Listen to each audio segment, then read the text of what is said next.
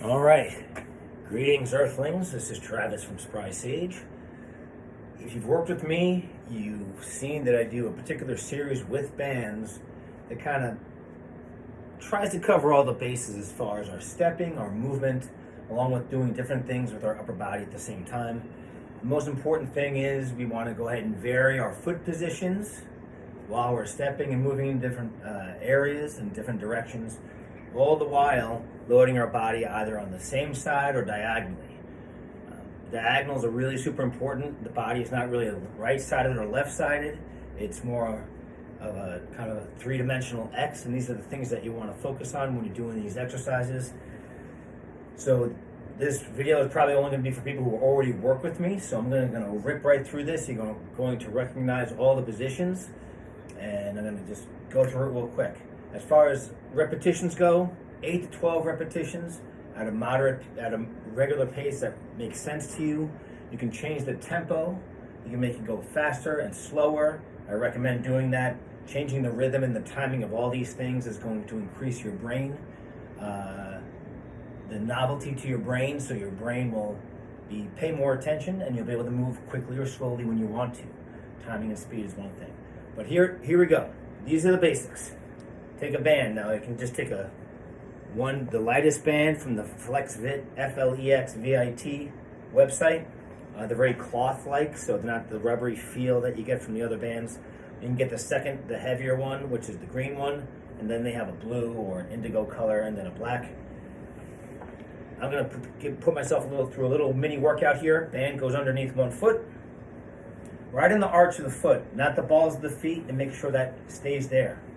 Right, it's underneath my foot, same side hand grabs. Make a platform out of my hand. If this is too easy with the band you have, you choke up on it and you do the same thing. All right, hand underneath. This banded foot is stationary. Well, it's gonna stay back behind me. The other leg's gonna come forward. Elbow to the inside, I press up. When I press up, I'm not intentionally side bending. It just happens naturally because I'm reaching up so far that I start to side bend. All right. I enjoy breathing in when I do this because it allows me to think about creating space here and then creating a lot of space in the body under load. Weight shifting my weight into my front leg, like I'm doing a lunge, and then I sit back into my back leg like I'm about to have a seat. Right? My heel goes over my butt. Right? So it's right. Again, 8 to 12. I can go quick, come back slow. I can go slow, come back quick, right? Mix and match. Do it the regular pace first, then move on from there. Same concepts with everything else. I'm just going to demonstrate it for that position. All right, same side, rib cage lengthening. Opposite hand now. My pinky's closest to the foot at the top. The other hand goes about a foot below. This bottom hand is going to only come up to the opposite shoulder. No further. It's going to touch my shoulder. This hand is going to continue up in a diagonal. Now the stepping here can be anything you want to. I usually have you guys do stepping forward, up to your left. Notice the band is going against my body and I'm opening up. I'm not so much twisting my body here, but I'm opening myself up diagonally from my top shoulder to my back hip, right? So I'm stepping forward, up diagonally, and then stepping back and sitting back, heel over the butt, also up diagonally. So stepping forward, up to the left, stepping back up to the left, and again, I can just do that stepping forward and back 6 times or so. Same concepts of going faster and slower all apply. Remember, if I put my hands up higher, it's going to limit how far I can go because this hand is going to have a tough time coming up.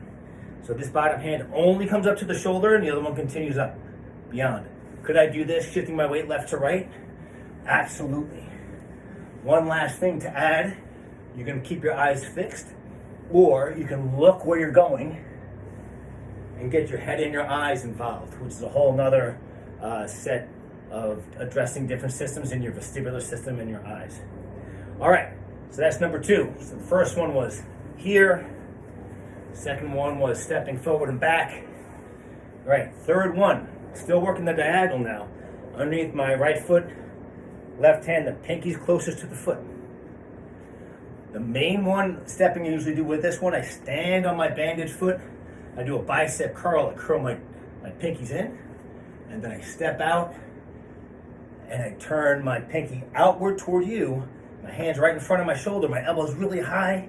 I might even get a stretch in my groin here. I come back, bicep curl. I come up, upright row. Whenever I'm doing anything on single leg balance and stability in the hip, when I step out, I'm able to generate force in different directions.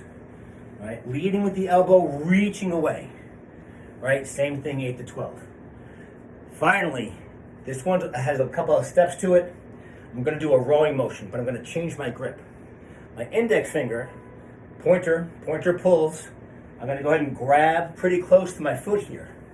Now the positions I want to do here, load it up on this front leg, very little weight on the back leg. For you guys who are really athletic, you can just stand on one leg. I'm hinging at the hip, but my back is straight. So I'm not up here, and I'm not rounded. All right? Loading up that opposite leg, hand comes to my hip, shoulders down and stays kind of down and forward. I don't pinch my shoulder blade in the back. Rotate my forearm back and forth. All right? Then I bring it down. Big scapular circle one way. Big scapular circle the other way. Now, 3 ways of pulling. My free hand comes to my hip. Nothing moves. I'm staying loaded on that front leg, so start getting a little tired. It's a lunge. I just bring my hand to my hip. Notice how my elbow goes behind my body, but my shoulder does not pinch in the back. All right, so from the front, nothing's moving. My trunk's not moving, my head's not moving, my hips aren't moving. Now I release this hand, and now I rotate my trunk. My head doesn't move, my hips don't move. Separating trunk rotation from my neck and head and hips. And then finally, I'm gonna bend forward as I reach, and then do that sitting back, staying in this kind of folded pocket, and pull. Forward and back.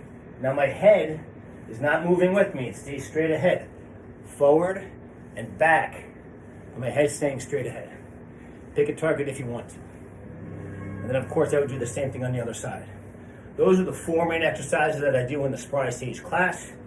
And what I do with a lot of my clients, this is the basics. There's infinite number of kinds of exercises and stepping and doing different things. And stepping, turning your knees inward and outward when you step, that I recommend you guys mess with and muck around with, okay? Very easy to travel. You now have this video to help you go through the exercises. And as you can tell, it's a little bit of a workout, especially when you have the appropriate weight. All right, enjoy, be good, keep moving out there. All right, keep accepting those invitations to move wisely, all right? This is Travis again from Spry Sage. Talk to you soon.